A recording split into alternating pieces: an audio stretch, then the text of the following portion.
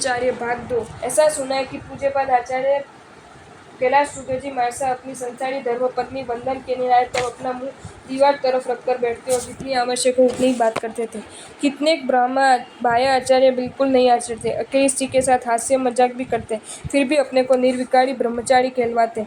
लेकिन इन सब आचार्य भगवंत के उदाहरण ही उनके सामने सचोट जवाब है। उपाध्याय जी महाराज ने तो 125 गाथा के सवन में कहा है कि तिहा निश्चय नए परखिए जो जिहा बहुक्रिया व्यापरे। सच्चा निश्चय वहाँ ही मानना जहाँ उसके योग्य बहुत क्रियाएं हों। अनासक्ति रूप निश्चय वहाँ ही मानना जहाँ विषयों का त्याग हो। शारीरिक निर्बलता के कारण विषय त्याग न हो सकती हो तो आसक्ति पोषक वस्तुओं का त्याग हो। पसंद नापसंद का भेदभाव न हो। ब्रह्मचर्य रूप निश्चय वहाँ ही मानना जहाँ ब्रह्मचर्य की 9 वाणों का सुंदर पालन हो।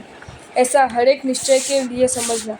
बाह्य आचार आंतरिक परिणति का प्रतिबिंब है। जैसे दर्पण में दिखते प्रतिबिंब पर से सच्चा मानव कैसा होगा वह समझ सकते हैं, वैसे ही आचार रूपी प्रतिबिंब के दर्शन से ये भी समझ सकते हैं कि इस जीव की अंतर परिणति क्या होगी।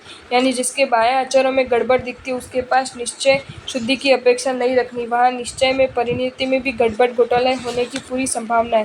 तालपुर झेड़ ताड़वे अड़ताणी साथे हणनारू लेशथी पण नाड़ी परिचय साधुता अंत करनारू धन्य ते।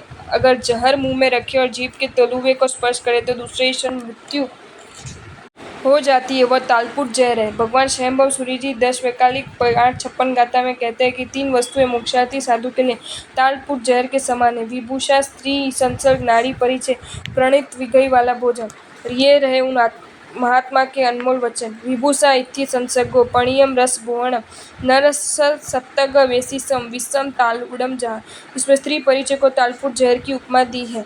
इसका मतलब यह है कि जहर मनुष्य को खत्म करता है, उसी प्रकार स्त्री परिचय भी कुछ तो खत्म करता ही है। अब नाड़ी परिचय करने वाला साधु ही वहाँ मर जाए ऐसा तो लगभग बनता नहीं, तो नाड़ी परिचय किसके लिए जहर समान है? वह स्त्री परिचय किसका विनाश करता है? इस गाथा में आत्मगवेषी मनुष्य के लिए जहर समान का है। अर्थ यह है कि स्त्री परिचय मनुष्य को तो मारने वाला भले न बने, लेकिन मनुष्य के अंदर रही हुई आत्मगवेषकता, मुमुक्षा, साधुता, अंतर्मुक्तता का नाश करती है। और वास्तव में ये सत्य हकीकत है कि जो मुनि वैरागी हो, मुझे मोक्ष कब होगा, मैं कैसे मोक्ष प्राप्त करूंगा, ऐसे सच्चे हृदय की भावना वाले हो, उसको बाया की कोई फिक्र न हो, उसको सिर्फ अपने आत्मा के हित की चाहो, ऐसे उत्तम साधु भी भूलकर नाड़ी परिचय के चक्कर में फंस जाए तो उसका हाल बेहाल हो जाता है। उसकी आत्मगवेषकता के स्थान पर नाड़ी गवेषकता शुरू हो जाती, उसकी अंतर्मुक्तता के मुक्तता हो जाती, उसकी मुमुक्षा के स्थान पर नारी लिप्सा स्थान ले लेती है। ये नाड़ी परिचय इतना खतरनाक है कि सच्चे समझदार को भी अज्ञ और मूर्ख बना देती है। सम्राट सिकंदर एक बार शत्रु राजा की रूप सुंदरी राजकुमारी के प्रेम में फंसा। सिकंदर के गुरु एरिस्टोटल का इस बात की खबर लगते ही उसने सिकंदर को चेताया और सिकंदर ने राजकुमारी से मिलना बंद कर दिया। इधर राजकुमारी को खबर लगी कि वृद्ध एरिस्टोटल ने अपने प्रेम पक्षी को बांधा है। इसका बदला लेने के लिए राजकुमारी ने एरिस्टोटल का पतन करने का निश्चय किया और वास्तव में एरिस्टोटल उसकी व्यूह रचना में फंस गए। धर्म गुरु एरिस्टोटल खुद उस राजकुमारी में पागल बना। बात और आगे बढ़ती उसी समय सिकंदर वहां पहुंच गया और गुरु को उल्लालना दे कि आप मुझे शिक्षा देते थे, आज आप खुद फंस गए ना। धर्म गुरु की समझ ठिकाने आई।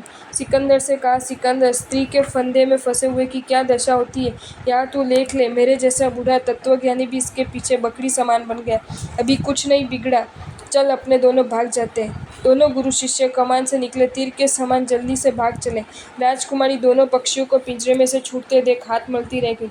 योग सार में कहा है कि सा मित्रम सेव मंत्री च सा बंधु सेव जीवितम सा देव सा गुरुश्वे च तत्व स्वामिनी च सा रात्रो दीव च सा सा सा सर्व सर्वत्र सर्वदा एवं स्त्रया सक्त चित्तानाम क्व धर्म करणे रति।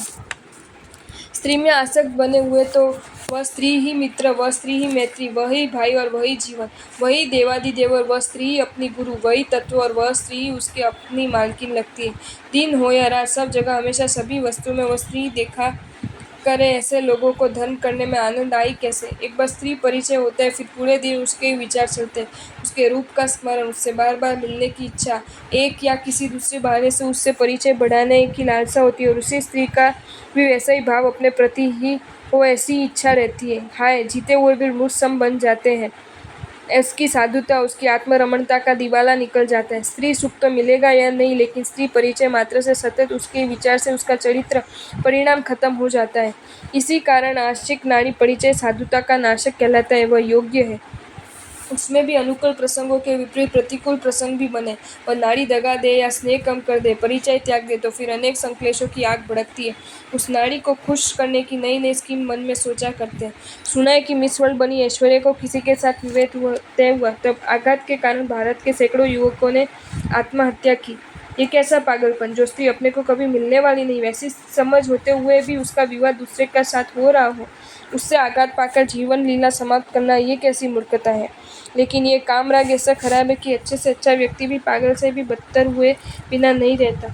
एक रानी में अति लंपट बना राजा रात दिन अंतपुर में ही रहता था। राज्य के कार्य अस्त व्यस्त होने लगे। मंत्रियों ने राजा रानी के भोजन में कुछ मिलाकर खिलवाया, वे बेहोश हो गए। तब उन्हें भीषण जंगल में इस चिट्ठी के साथ कि आपकी जगह हमने नया राजा बना दिया, इसलिए आप वापस न आए, ऐसा लिखकर छोड़ दिया। जब बेहोशी टूटी, जंगल में देखा चिट्ठी पड़ी, हताश राजा रानी को साथ लेकर आगे चले। रानी को भूख प्यास लगती है। राजा ने उसके आंखों पर पट्टी बांधकर अपने शरीर में से मांस निकालकर खिलवाया और अपने खून से उसकी प्यास बुझाई। रानी के प्रति अंधराग से राजा का ये सब अच्छा लगा। अंत में किसी नगर में पहुंचे, वहां अपने आभूषणों को बेचकर एक बड़ा मकान लिया, वहां पर व्यापार शुरू किया।